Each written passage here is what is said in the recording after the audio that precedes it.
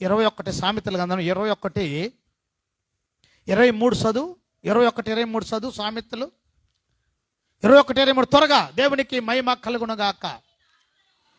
అమ్మా, నీ నోటిని, నీ నాలుకను భద్రము చేసుకునేవాడు,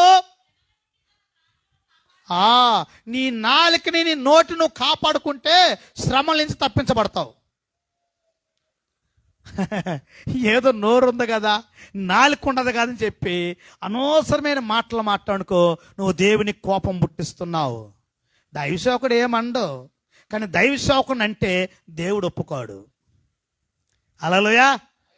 అందుకే దైవసేవకుడు ఏమండు, కొట్టినా గమ్ముకుంటాడు, తిట్టినా గమ్ముకుంటాడు. ఎందుకో తెలుసా? ఆయన పక్షం ఆయన ఉన్నాడు, ఆయన చూసుకుంటాడు, అంతే లెక్క.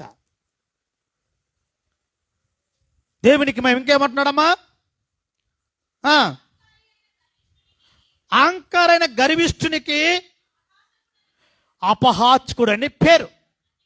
అట్టివాడు అమిత గర్వముతో ప్రవర్తించును. చాలు. దేవునికి మహిమ కాగా. దీనివల్ల ఏమవుతుందంటే, ఈ గర్వం వల్ల, అహంకారం వల్ల ఏమవుతుందండి? నాశనమే.